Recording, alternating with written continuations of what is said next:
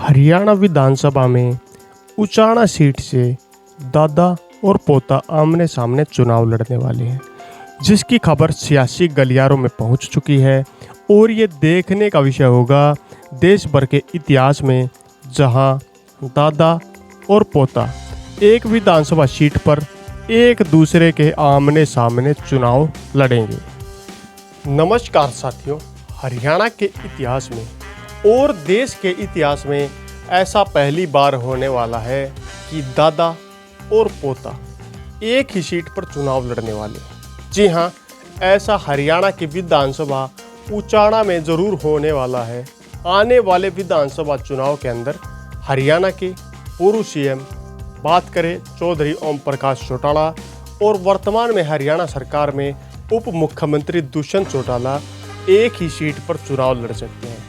ऐसा कोई संयोग नहीं है, क्योंकि बीते दिनों पहले की बात करें तो हरियाणा के उप मुख्यमंत्री जो जेजेपी पार्टी के संस्थापक अजय चौटाला के पुत्र हैं, वे इंडियन नेशनल लोकदल इनेलो से पिछले दिनों अलग हो गए थे। इनेलो में बात करें चौधरी ओम प्रकाश चौटाला, उनके छोटे बेटे अभय सिंह चौटाला वर्तमान में हैं और इनेलो पार्टी के एकमात्र विधायक भी अभय सिंह चौटाला ही है। अब बात करें, हरियाणा विधानसभा चुनाव सिरे पर आने वाले हैं और इनको लेकर हरियाणा में लगातार उचाना सीट, जो कि जींद जिले की एक सीट है, उस पर लगातार गर्मा गर्मी का माहौल देखने को मिल रहा है।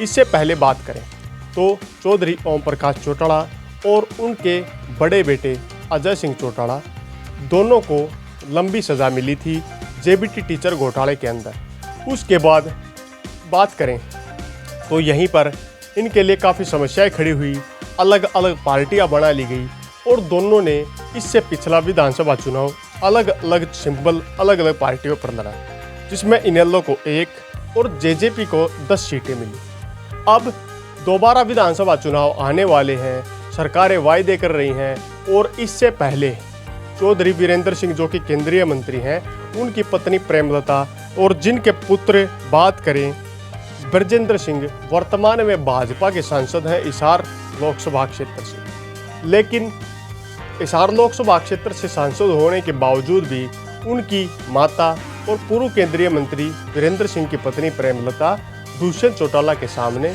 विधानसभा का चुनाव हार गई थी। लेकिन दोबारा से चौधरी वीरेंद्र सिंह ने कई रैलियों कई बार दावे कर दिए कि हम दोबारा उचाना से ही चुनाव लड़ेंगे।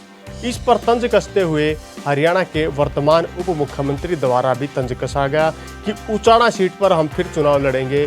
और इसी सीट को लेकर अब दुष्यंत चौटाला के दादा, ये बात करें तो पूर्व हरियाणा मुख्यमंत्री ओम प्रकाश चौटाला भी खुलकर सामने आ गए हैं। लेकिन उनके सामने कुछ बंदिशें दिखाई दे रही हैं, जिनमें बोला जा रहा है कि उनकी सज़ा पूरी हो चुकी है और चुनाव आयोग से अगर उन्हें परमिशन मिलती है तो वे उचाना सीट से ही विधानसभा चुनाव लड़ेंगे।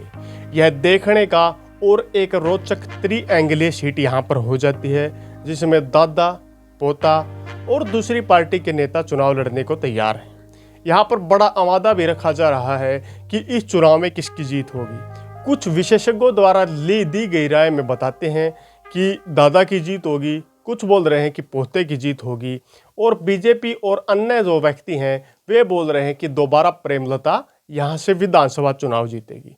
अब एक परिवार की साख यहाँ पर बचाने पर लगेगी कि कौन उचाना से चुनाव जीतेगा।